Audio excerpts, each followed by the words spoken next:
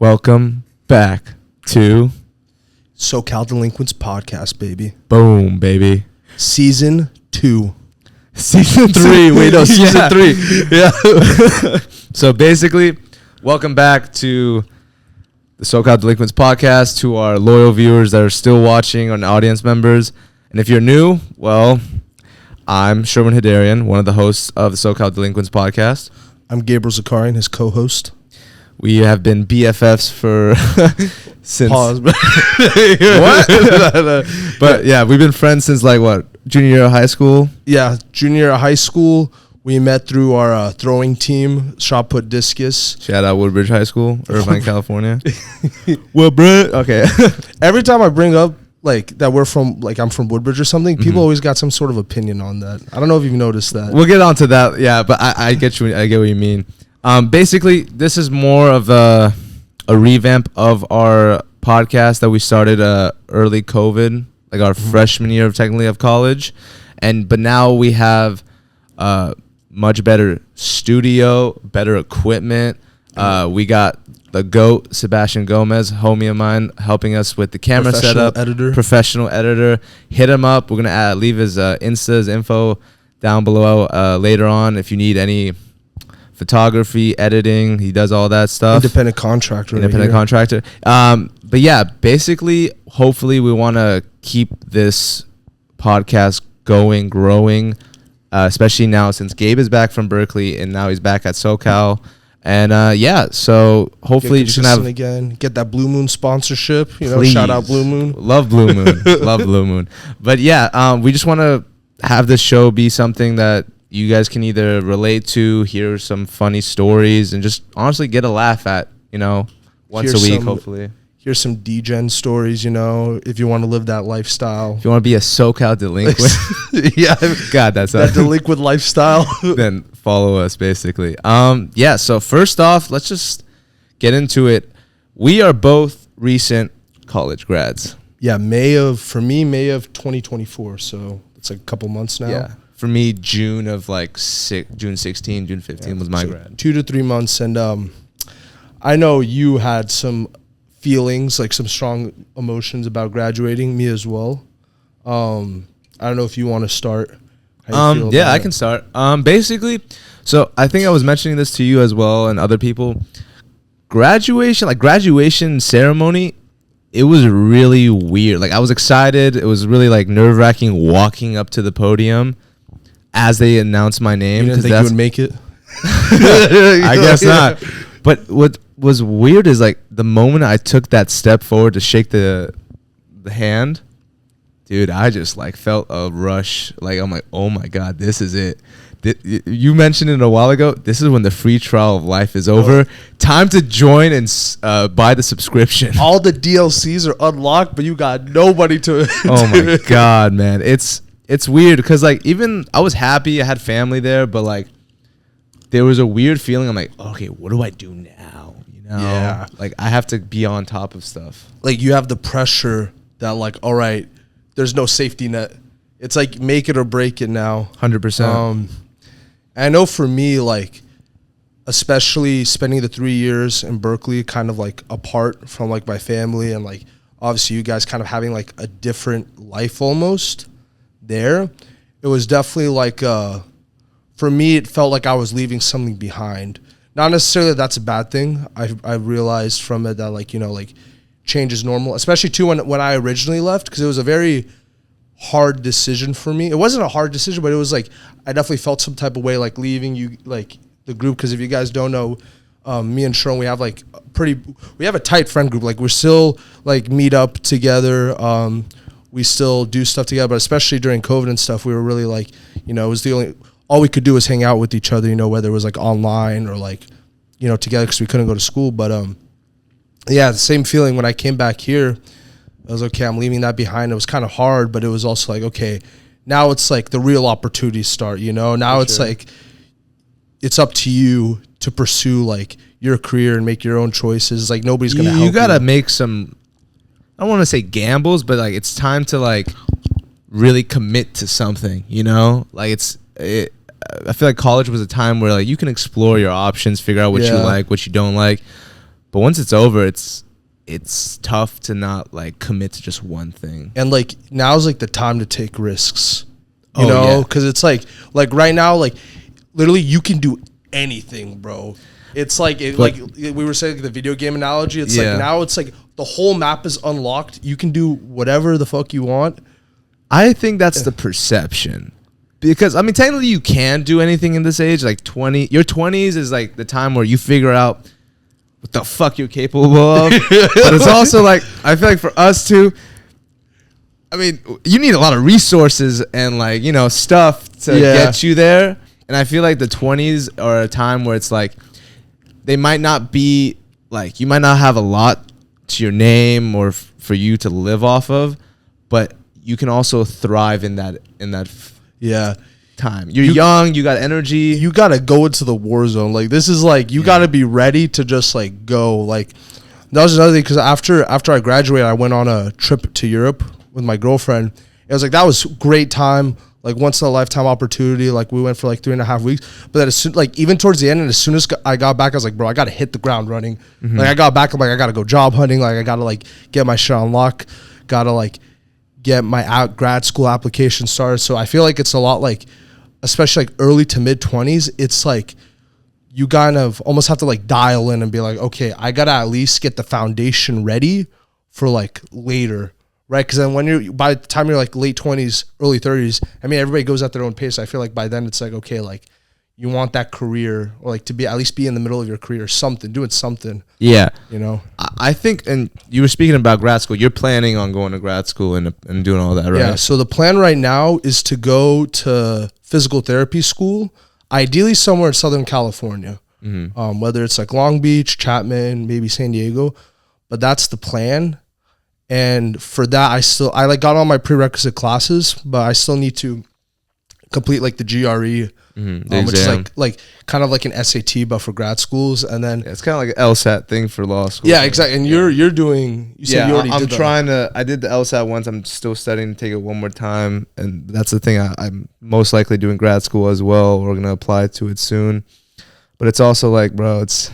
You just finished school and then you realize, fuck, I got to do more fucking school. I was going to say, man, that's one of the biggest things is like, I'm just not looking forward to going back to school. Because even though I like, and this is what people are telling me, it's like, you know, obviously now it's going to be very specialized. Like what you're learning, you're directly going to use later on for your career, right? Yeah. But it's like being in school, like you just finished, like especially now it's like what? That was like 16 years of school, you're like done. And a lot of people, at least for me, like especially like my computer science friends, are already going into their jobs. Like they're starting. It's like, bro, like I just kind of have to like go back again. Especially like right now, I'm working at a clinic. I'm like, bro, I just So I think when I was a kid, I always thought like, oh, you go to college, you graduate, you get a job right away. You like you know, you can start living your life. Fuck, was I wrong? Fuck, was I? Because especially now, bitch slapped you in the face, dude, twice. Because like. Especially now, I feel like the job market's really messed up. But nowadays, I feel like a bachelor's degree is equivalent of just being a high school grad. So I was going to say, so I actually learned this in like one of my sociology classes. It was, they were saying how there's like tends to be like, I don't know, not grade inflation, like degree inflation. Like people tend to like, as more and more people like graduate with the undergrad degree, because so many people now, you know, especially like Gen Z have a undergraduate degree, it's like, okay, now they require more, whether to show like the dedication to the craft or like, you know, like basically weed out more people. Yeah. I feel like as time goes on, it's like they're going to require more and more and more degrees. Okay, I get that, but why is college so freaking expensive then? If you want, I get it if you want to weed out people, and if you want to make grad school a bit more expensive than like doing an undergrad, that's fine. But some of these undergraduate schools, it costs a fortune just to get a high school degree at that point. Yeah. Think about it. Yeah. Just to get, for like some of these like really like low level, like minimum wage jobs, they're like, we need 4 years of experience. We need you need to have even some like grad school stuff. Like how am I supposed to do this if, one, I can't get the experience because no one's hiring? Yeah, like how am I supposed to get 4 years of experience if everybody requires 4 years of experience? And I wish my parents knew this, bro. I just want them, because like I feel like the perception of when they were in school or when they were looking for jobs is so different now. Completely different. And I have older parents. Especially immigrant parents. Because both of our parents are immigrants. Yeah, I mean, my dad came to America when he was 21 for school, but like basically, like, he's been here a long time. But were you the firstborn here, or were you were born in my entire family, or just for your dad? Yeah, I was the firstborn. I was born in America. My parents weren't. Yeah, that was the case for me and my parents, and I feel like because of that, the perceptions are very different. That's not time. Just like for example, like my mom, like she got a college degree, but it was from like a community college after she got here. Because back in like, my parents are from Ukraine, and during the USSR, it was like education was very different. It was like pretty much to high school. Okay. You know, and like college was not as like important. Like you didn't need to go to college to get a well-paying job. Yeah. At that point. So when they were going to school, right? Yeah, in the USSR. My mom did it when she came here. My dad didn't. My dad just went straight to work. So for them, it's like, especially for my dad, like when I'm trying to explain, like, oh, I gotta like continue my schooling to get like, you know, a well-paying job. And like right now, I'm not gonna get paid as much. It's like that's kind of like a gap. So would you say your parents want you to do grad school, or they're like they want to? Especially my mom wants me because she understands. Yeah. She understands. She went to school. And my dad wants me to as well. But it's like, you know, like still like, you know, kind of that thing where it's like, yeah, I'm kind of like eating shit, to be honest. A little bit like I'm like, you're not in school yet, but I'm not. I'm like I'm working, but it's like, yeah, obviously I'm gonna need to like, you know, continue if I want to like pursue my long-term goal. Yeah. Which at that point it's like, okay, ideally, you know, I would hope. Yeah. Yeah. Imagine we do grad school and we still don't get a job. Yeah. Or a job. Yeah. You're just working at Ralph's at that point, dude, like as a cashier. Man, student aid. No hate for that, by the way. Just no hate. Man, some people can't even get a job at Ralph's, bro, right now. Hey, that's how it be. Yeah, but honestly, transitioning to something on a happier note, I think. We going down this rabbit hole is dangerous, bro. We both recently went to a rave called Hard Summer. No, the festival, the LA festival, bro. I was surprised how many people know about Hard Summer. I feel like raving in general. Yeah, I feel like raving in general has gotten so big. It is very mainstream now. I think our first rave together, or at all, was Hard Summer like 2021. We were 18, I believe. I think we just graduated, no? Or were we juniors in high school? Was it before COVID or after COVID we went? It had to have been before COVID. Oh, so it was, you know what it was? It was junior year of high school, I think, then. Oh my, no. Damn, it had to have been. No, wait. I think it was 20. Oh man, was it 2021 summer?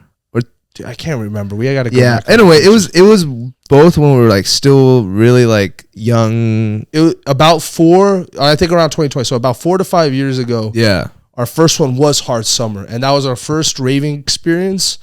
And honestly, I feel like that was the biggest exposure to just EDM in general. Because I would listen to like hardstyle, you know, because of like, you know, like the fitness scene, and stuff, all that, and like, you know, maybe like some house remixes. But then after that, I think that's what really got us into it. Yeah, and what's funny is like before I went to my first rave, I barely knew what EDM was. I knew like maybe like Daft Punk was like, but like Swedish House Mafia. Yeah, but like it's like I didn't really know what house was. I didn't know what like hard style was. I was all just like the subgenres. Yeah, and when I first went to my first rave, I'm like, whoa, this is so cool. People are super nice. Like, I wonder why compared to concerts and stuff, because like there was a community in the rave scene. But I feel like from my first rave to the last rave I've gone to, it's completely different. And I feel like a lot of it is because of how big it got. Mainstream. Yep. Yeah. Like there's still Plur, you know, like when we went. There is, but I think now it is specific to the subgenre. And what I mean by that is, right, because EDM, right, when people think of EDM, especially like people who don't know it, like I would tell like my patients at the clinic, like, oh yeah, like to Grandma Susie, who's 70 years old, like when she's like, oh, why is your voice gone? Like, oh, I went to a EDM festival, you know.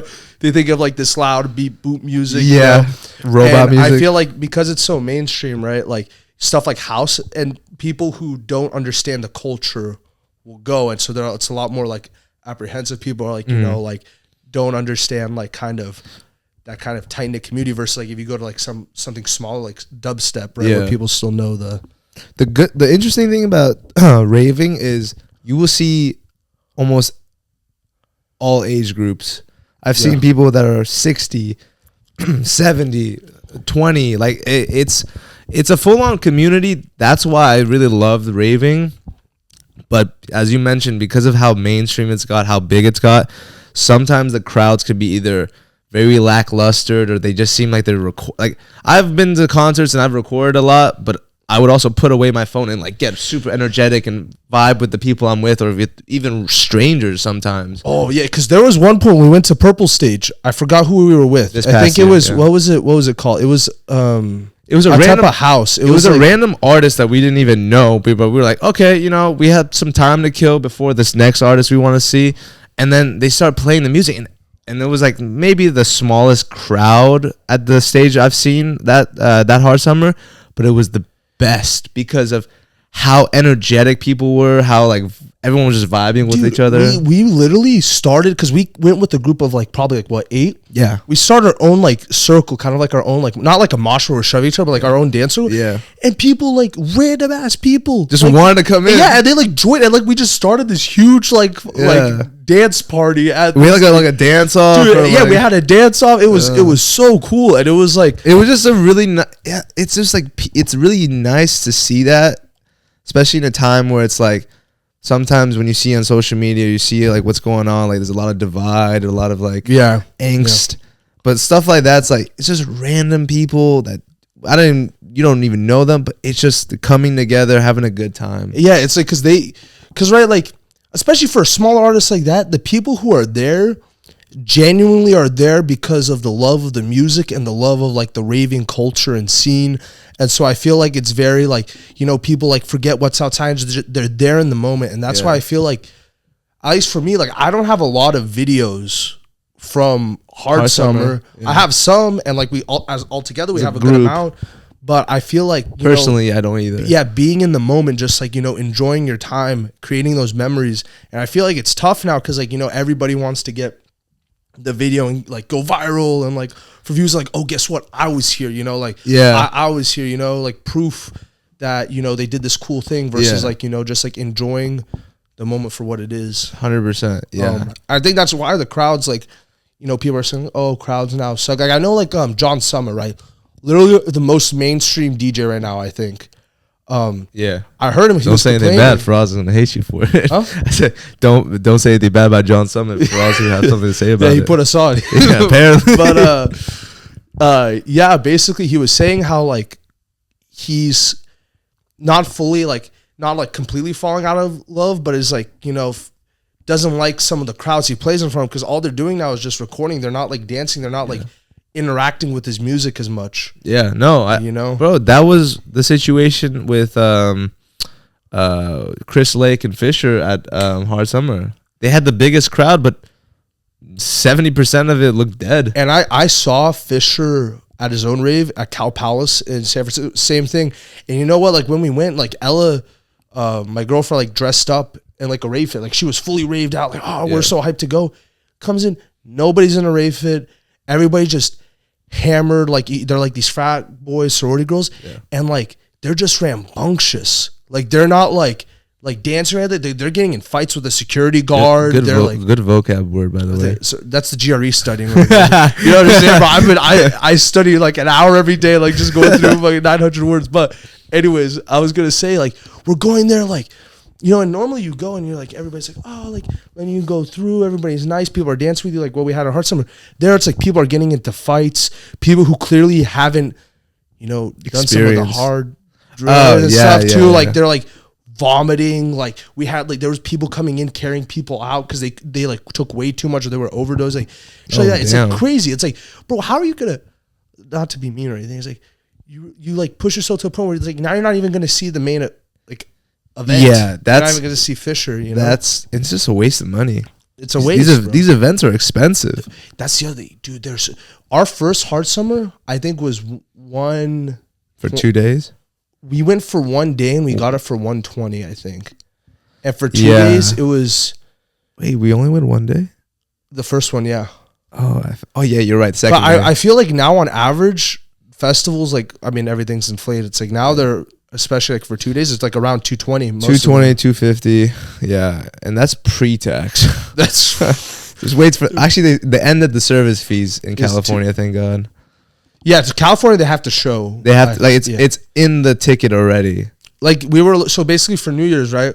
Because that's the other thing. There's escape going on. Me and Sherwin, unfortunately, I know I'm. So many people are trying to get me to go, and I'm just like, I'm pushing it off. I'm like, yeah, let me think about it. Because like, it's because there's so many good raves coming up, and it's also like I want to save up for a really good one. Because I can't do like escape New Year's. Fucking it's back to back, especially after Hard. But you know what else I'm frustrated with? I feel like down here in Southern California, there's not as many good small raves.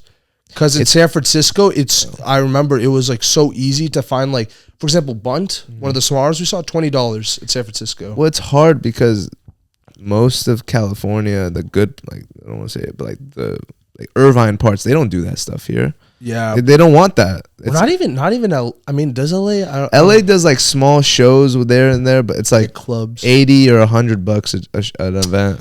Yeah, nah, I'm not paying 80 to. Like Dom Della had an event a last past year or something for like, but it sells out and then it gets resold and for even more. That's the other thing. Hey, people watching, even if you don't want to go to a rave, buying pre-sale, reselling, you can make such a profit, man. Yeah, for if sure. you got the money for that, man. Like that's the thing. Like if I did buy a escape ticket, but like if I need the money or if I can't go, I would have just resold. And the you ticket. can probably I'll probably make hopefully like a couple, like maybe $20-$30. You know, dude, probably more because the starting price was $220.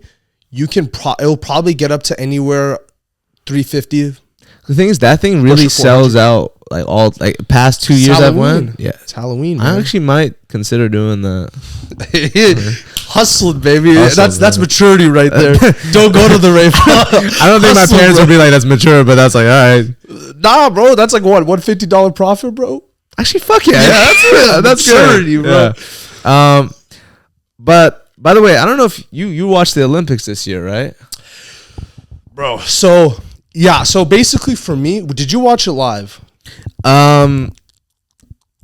Mainly, well, because it was in France, it was hard to like watch all the live stuff. It was during the day. It was during like work day or work morning, but I try to watch as much basketball as I can because that's the main thing. That was the main thing you watched? Yeah, I try to watch as much live USA or like even like in like other national teams were playing and stuff. Yeah, because for me, I found it was difficult because of that, because during the day. So for me, most of the events I watched, like track, gymnastics, basketball, shooting, swimming. I didn't watch it live. I didn't even watch it. I just saw the beams, bro. That shit was so funny.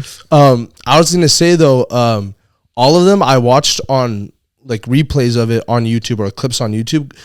Also because honestly, I feel like the Olympics, yeah, people were still talking about it, but I feel like it wasn't as big or like as advertised as like it used to be. The Olympics? Yeah, like I feel like leading into it, I didn't realize they were going on until they started. At least for me, because I didn't see anything about it. I will give you that. I think the lead up, like the marketing wasn't as good as previous years, but once it started, bro, I couldn't escape it. It was everywhere. Yeah. YouTube ads, freaking Instagram ads. Like I thought, I didn't know the Olympics only is 2 weeks. Yeah, I thought it was going on for like a month already. Oh yeah. By the time it ended. Yeah, but because I was gonna say too, because another thing for me was before the Olympics were big for my family, because we would obviously all watch it and we would actually throw it on background on cable, like just throughout the day. But now it's different. When I was growing up, like some family members do the same thing. Yeah, it's like it's just always on. So if you want to sit down and watch, you can watch because there's so much stuff going on. But now it's like everything's split across different platforms. Stream East. Not streams. Actually, no, I don't want to put people on because then it'll wait. Well, Sebastian, can you please bleep that out? We're outing ourselves, but yeah, no, just like, yeah, it was. I just feel like because of those two factors, it was like not as easy to watch. But I will say, besides that, I love the Olympics, bro. Would you go in 2028 when it's in LA? Dude, I really want to go. I think for maybe an event because you know that basketball tickets that's gonna be. Yeah, but that's probably the main thing I would want. You would go like if you want to go to gymnastics, right? Or I guess because it's not as big. I mean, it'll be cheaper. The tickets will be cheaper. I don't think that, bro. For a smaller sport, because you know basketball, it's gonna be so much more like that's gonna be maybe, yeah, but like. If it's the final, it's probably gonna be like an NBA finals ticket price. But if I go for like one of the games, I feel like I can get for I don't know. Hopefully by then I'm making good money or any money. Wait, yeah, we got 4 years. Yeah, we got 4 years to lock in. Yeah, but I also really want to do the World Cup when it comes to the North America. Dude, yeah, I don't even watch soccer like that, but I'd want to go. Dude, like all our friends watch soccer, and I would watch the World Cup whenever it's on. I'd be a poser.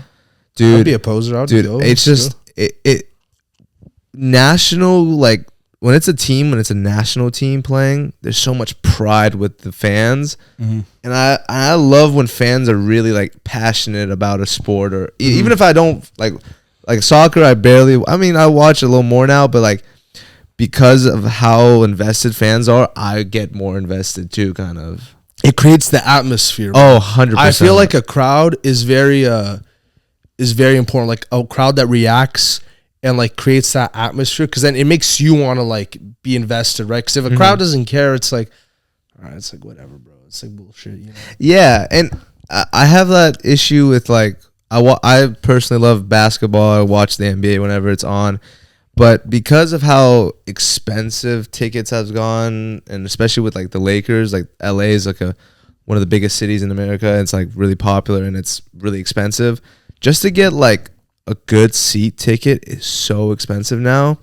But for a lot of sports. Yeah, so it's like one, either the games are not sold out where there's less fans, or there's fans who just are not really fans of the team or the game. They just have the money and they want to spend it on a Friday night or Thursday night. That's what I noticed. I feel like a lot of people now, because you know there are so many people now who are like Instagram famous or like making like these, you know, like enough money to afford it. Yeah. It's like they're not actually fans. They're going for the clout to say they win. Yeah. It's the same thing like we were talking about. It's like, oh, celebrity cam. It's like this guy. But when I grew up watching the Lakers, there was celebrities that were actually really big fans. Like Jack Nicholson, the actor, he was always at a Laker game when they had home games, and he always had the same seat for like 20 years. And like you can tell he was a big fan of the sport, and I appreciated that. That's why I was like, if I ever had a lot of money or if I ever was capable of going to Laker games, I would go all home games. I would have the same seat in the front, and I would go batshit crazy. That would be me in UFC, bro. Dude, I would do that for UFC too if I could. Easy. Yeah. But kind of pivoting back to the Olympics, I was gonna say, still the other thing you brought up, like the atmosphere and the commentating. I feel like that's why those smaller like Olympic sports, like personally, I don't watch like the world championships for gymnastics or track or anything, but in the Olympics, I love watching those. Yeah. Because I feel like because it's the Olympics and you got the national aspect of it, people are going crazy for their players, especially like the US in track. Yeah. And then the commentators, if you have good commentators, I feel like, and like they clue you in on what's going on in the sport, and they actually know the players and get you in on it. It's like so fun to watch. You become more invested too. Because like for example, the track races, like they were insane this year. The amount of comebacks. They were fun. The 1500, the 400, the thing with Noah Lyles, the trash talk. The relays with I forgot her name. Shy Carriers. I forgot her. Yeah. She won gold for one of the relay races. Yeah. She looks insane when she. I don't like the how fast her legs move. Dude, yeah. The form is crazy. No, run like those. The athletes are insane in the Olympics. Yeah. And I fuck with. I would hope so, bro. I don't know where I heard this, but they were like, imagine there's the Olympics, but like. It's not like it's not like athletes, just like random people. Yeah, you just like you pick people from just random, like they're just doing their day-to-day lives. But then I think I would really want to watch that. Like, that would be so. I want to see Robert from like a law firm just come in, do a fucking relay race. Somebody can't even swim; they just start drowning. I don't know about that, but yeah. But I heard that, and I heard one where it's like, you know what? Let's just have an Olympics where they just allow juice. Oh my god, yeah. Which I'm like, honestly, that's probably what it is right now. It's just they keep it low key about it. They get. I don't know. I think it's. I mean, because I know weightlifting, it's very, at least Olympic weightlifting. I know that sport specifically is very like. I think maybe there's some sports, but dude, like swimming, if you get caught, no, like swimming. There's race. Like even for there's like types of juice you can take to make like enhance. EPO. Yeah. Like I don't know. I would watch it if it's like, oh, you can just juice and play the sport, but I feel like it would be unsafe for like even imagine for wrestling. Yeah, dude, wrestling it would be dangerous. But so my thing is, the reason I say, because I know, for example, I'm gonna use this as example just because I know about it. Like for example, like for weightlifting in like China and stuff, it's very common for them because they'd like literally do tests when you're 10 to see like how like genetically like predisposed you are for the sport.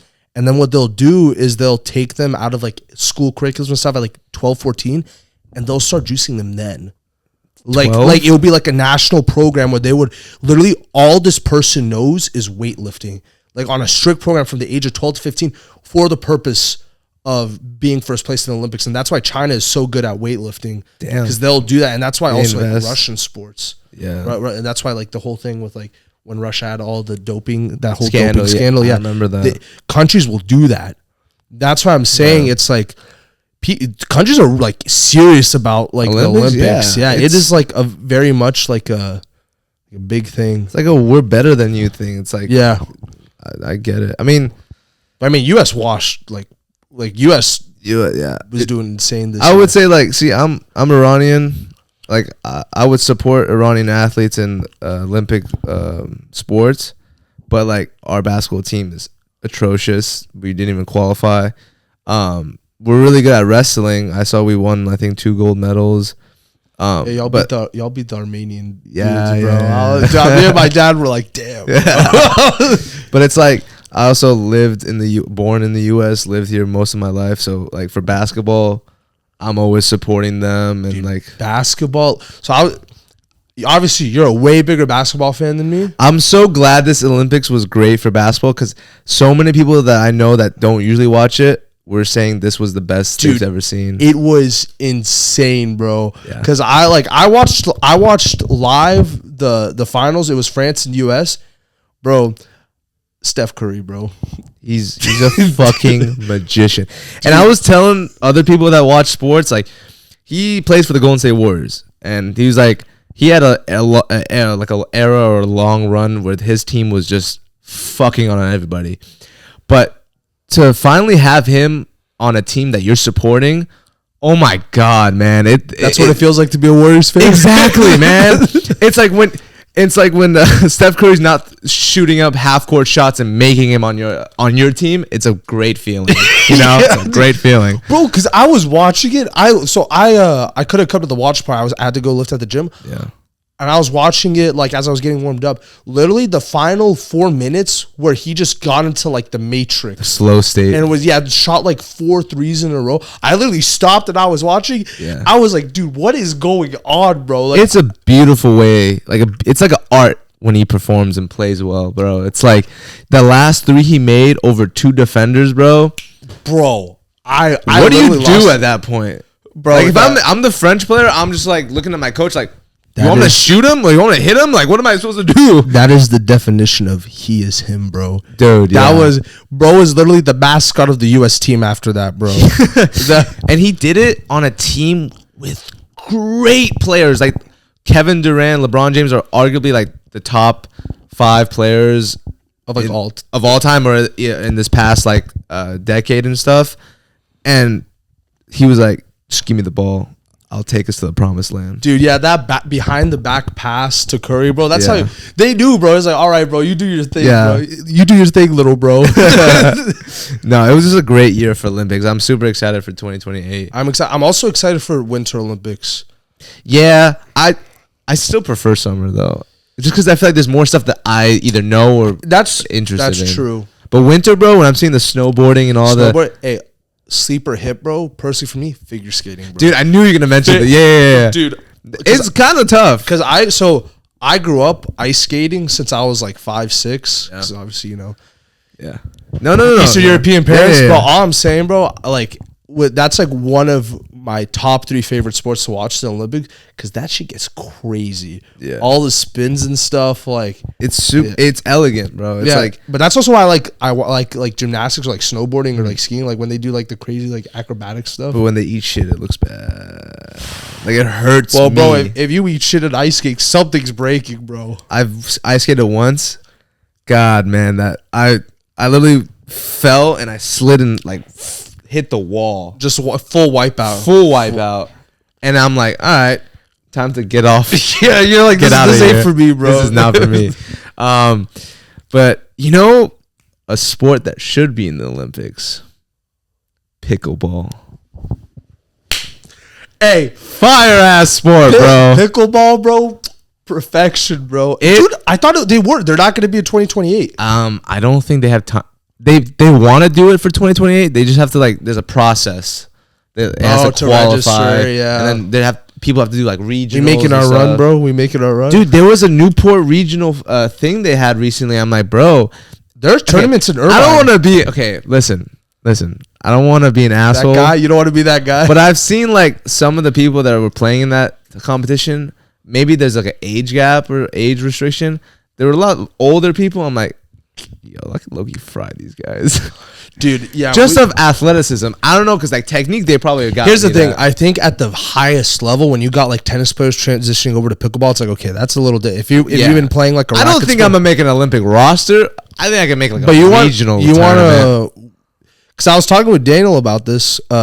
We can run tournaments, bro. There are tournament, like just smaller tournaments here. It's like $10 to buy in. I'm so 10 to 30, bro. Okay. 10 to 30. Okay. All right, listen. 10 to 30 to 100. I got an easy win to the idea, bro. I can't just be 30 out of nowhere, bro. Yeah, listen, bro. Just get oil it up a little bit. I'm a If I say 30, you're going to be like, bro, that's bad. No. I just like that you went from 10 to... It's going to be like 10 to 30. I'm still down. I think before I do that, though, we like got to keep... We got to practice. Like, I probably started this past month, roughly, pickleball. Yeah. So you've been playing like a little longer? So what happened was... So this is how we got into pickleball, all right? You know, the SoCal Delinquents transition into pickleball, right? You know, basically, it was... I got back. I've been wanting to play pickleball for a minute because I love badminton. I used to play badminton a lot. Super fun. Bro, Sebastian in the back. Yeah, badminton, go-to sport. But I want to try pickleball because I'm like, you know what? Like, I played in like elementary school and like it's like this big thing now. And I decided, like, you know what? I'll just buy a 4-paddle pack. Yeah. Off Amazon for like $30. We'll go to the courts in Irvine. Ever since then, we play like at least twice a week, bro. And it's amazing cardio. So, dude, that's my thing about pickleball, bro. This is why I love it. It's easy to get into, and it's such good fitness. Mm-hmm. And like, especially too, once you get like nicer paddles and you get like the strategy into it, it's like it is a really good and like balanced game. Yeah, like it's got very particular rules, but it makes for it to like where it's back and forth. If you're playing like ones or doubles, if you're playing with people that at least like know the rules and know how it's supposed to be, like the game, it becomes really competitive, really fun, I think. And I feel like we play for like 3-4 hours sometimes. Dude, yesterday we played for 3 hours. We got in like 10 to 12,000 steps, bro. It was insane. My feet are always cooked after like we play pickleball. That's why we rock the Hokas, bro. The Hokas sponsor us, please. But please. shoes are expensive right now. Right, bro. It is Even Hoka's now, I feel like. No, Hoka's are expensive, but like still like cheaper than other shoes and stuff. I mean, they rival. It's like these are orthopedic. Like they're designed to like stand and run. Like they're very soft. Yeah. That it's like saves my knees and my back. This is turning into a Hoka ad, bro. But do you have back problems? Do you suffer from foot pain? Hoka's. But I was gonna say, yeah, dude, it's so fun. And then I'm telling you, we gotta go because now we want to get nice paddles. We gotta go to the pickleball mecca in Irvine. Dude, I'm willing to invest on a good paddle because I think it makes a difference. Arton says otherwise, but now our friend who has like an insanely good paddle. Okay, listen, I mean he still beats us without the paddle. I gotta give him that because he's good. He's good. Like he's played ping pong. I feel like that his wrist control is really good. I feel like ping pong transitions over to pickleball more than like maybe even tennis because it's a paddle. But you know why? Because it's the wrist control. He does those fucking spins and shit, bro.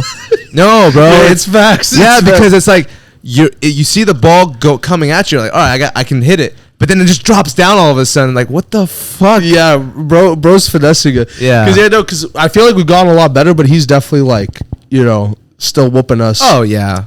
But, I mean, I feel like we can't tell him that to his face. No, yeah. The more I play, though, like, I'm like, all right, I'm getting the hang of it. I can get a win or two off him.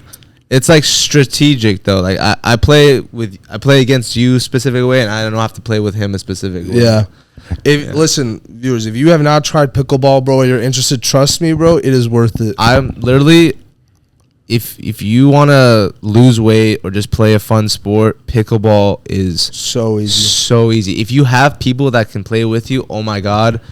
You just got to find a court. Yeah, like, that's the issue, though. Like, where we live and where we play in the courts, you have to reserve time slots. Either reserve or go at the right time, and the right time is like noon when the sun is like out, like the beaming you. I kind of like it though because I also get tan. Yeah. How many times am I gonna dab up today? But yeah, dude, that. But also, quick transition. You know where else you can get a tan?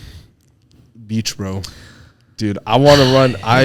We've run the beach a couple times, bro. I want to run it more before summer ends. I was gonna say, man, coming back down, that was the thing I missed most about where we live is how close we are to some good beaches. Because for me, I like love body surfing. I love volleyball. I just love like the beach activities. Yeah. I think nothing beats SoCal beaches. Okay, because when I went to Greece, the beaches were really okay. Well, I'm talking about, but I'm saying I will say country, bro. No, but I'm saying in general, low key, SoCal beaches are very unique. I feel like it's not very common. You'll have such a big sandbank, and you'll have like just other activities. Because at least when I went, like, the beaches were cool, but one, they didn't have waves, and two, like, they didn't really have volleyball. Volleyball. I feel like in Europe though, a lot of the beaches are less like man-made. Yeah, if that makes sense. Like the SoCal beaches, like they add or make stuff to make it more accessible, there's like more things for you to do, like volleyball or like basketball courts or like a freaking area where you can wash your feet. Like Europe, I barely saw that stuff. Yeah, because it's nice. Like, right, the water's warm, it's clear, there's no seaweed or anything. But it's like, for me, like both of us love body surfing. I remember, senior or no, it was this was junior year of high summer. School. We would go every weekend in your dad's convertible. He would drive us, drop us off, bro. Yeah, we would go to the beach for like 3-4 hours and then come back. Dude, it was super fun. Yeah, and just like body surfing in the waves. I wish I learned how to surf though, man. I do, dude. That's my biggest like thing. Being a guy, grew up in California all my life. I basically still haven't learned how to surf. Dude, and people ask when you say like you're from SoCal. Yeah. The first question people ask, you know how to surf? I would kind of like, if I'm not really gonna talk to this person ever again or like not like run into them. You say, I'm like, yeah, I surf. Yeah. Yeah, I dabble. No, literally when I first came to UCI when I got into UCI, everyone thought I was like a surfer dude. Like, cause I had dude, I get that shit too, bro. When I had the mullet or like the long hair and I had like a tan, I'm like, oh, this guy's probably like at the beach. Probably how like you talk to.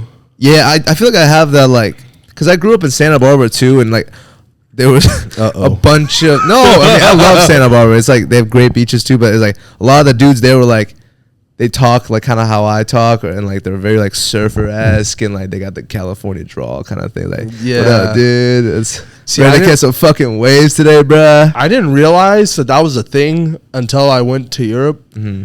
Then like I went there, and it was like I would talk to people, and like I realized like, oh shit, yeah, no, they're like.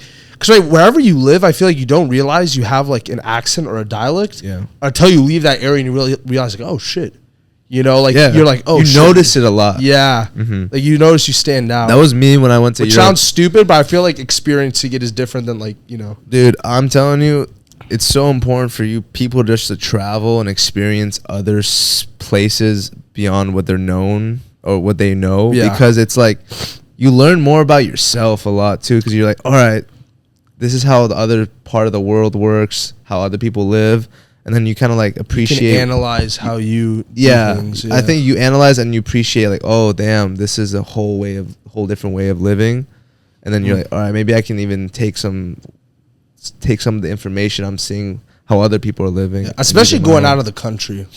Yeah, because I remember I told one of our friends, for us, about like going to Europe. He's like, bro, it can't be that different. Like, well, you're acting like it's a different world, bro. Like, bro, for me, especially, that was my first time traveling. I was like, it was, bro. Yeah. It was like, yes, it was still westernized. Like, I heard, like, going to Japan, it's like a whole different thing. Yeah. Because it's very, very different cultures. Yeah. But even going, it's like, bro, it's like, it was crazy to see, like, how different, like, I'm going to tell you this. Even though, like, Faraz has lived outside of the U.S., like, in Syria and stuff, Middle East is so much different than Europe. Yeah. And of course, the U.S., and I've been to Europe when I was right before I went to my freshman year of high school. I'm telling you, it's a whole different experience. Like culturally, how it's done. And I'm not talking about the tourist attraction areas. If you go to some of the areas where it's like these are where actual people live and stuff. Yeah, like where it's designed. It's not designed for foreigners. There's no like hotels and stuff. It's a whole different way of living, and everyone loves it. Like I rarely ever saw anyone that seemed like unhappy with their situation, you know? Yeah. And like for me, I enjoy like what I noticed, especially about Europe, the slower way of life. Oh yeah. So much less fast. That was like, besides the architecture, that was the biggest thing I noticed. It's like where like they would like enjoy just like, you know, like relaxing during like a work, you know, like, cause I feel like in the US, like where, especially where we live, everything's fast paced. LA, San Francisco, everybody's like, okay, next thing. Oh, I gotta go buy food. Go to this next work meeting. Gotta go buy food. Yeah. Go like work out. Go to work. Blah blah blah. All this. There, it's like, okay, like, you know, I'll just see like in the middle of the week, just like people sitting out like at cafes, just like, you know, enjoying people watching, enjoying a cup of coffee, like eating. Like, I don't know. I thought that was like for me. I was like, dude, that was one thing I took as like. Obviously, right now it's a little bit more tough, but it's like once like you get your career going, just like enjoying the little things, like being present. And that's the other thing too. We were talking about like with raving and stuff, like people on their phones. Like I felt like afterwards, I was like, dude, I honestly want to like disconnect more from my phone. Yeah. And just like, you know, be present in the moment with whatever I'm doing. I feel like I've realized that more and more as I get older too. Like I kind of want to just be present and also live in the moment rather than try to like capture the moment, basically. Yeah, cause I don't know about you, like I love having like memories on my phone, like pictures. I still look through it, but it's like I don't go through it as much, so much to where I feel the need. I need to record everything. Yeah, I would only like nowadays. I would only record or like take a lot of pictures if I'm like in a space or place or a venue that I know I'm never gonna, or I'm not gonna be back in a long time, like or experience again. That's why I want to travel. Like I really want to go out and like. Yeah, because you said you want to save up for that. Yeah. I want to go to Europe again. Where in Europe? Top 3? Italy, Spain. Italy and Spain are good. I want to go to Mykonos though. When you guys were talking about Mykonos, bro. I want to go to. I didn't go to Mykonos. I want to go to Mykonos. Oh, I thought you went. No, but I didn't go to. I went to a different Greek island, but Mykonos is definitely up there because that's like the like if you want to go party on an island, Mykonos in Greece. Yeah, I want to hopefully in the future go on like a big like with a friend group and just go like a Europe trip or somewhere outside of the country. Sick. Yeah. I feel Especially someplace like Spain or something. Yeah, I thought this was a really good episode, man. I think this was a very good comeback. Yeah. I hoped you guys enjoyed, people who are watching, like listening to us just shoot the shit. Yeah, honestly, I'm glad we're able to hopefully continue making these podcasts, even if it's 2 viewers or 100 viewers or fucking, you never know, 1,000 viewers. Yeah. I appreciate whoever comes and watches this. Thank you, Gabe, for being here. I want to shout out Sebastian once again for helping us set up this the video format now with our podcast. So hopefully moving forward, we'll do more of this. You will find our socials, all of ours, hopefully down below. Yeah. So have a good one, guys. Yeah. Just make sure, travel, pickleball. 2 lessons of today's podcast. All right. Thank you, guys.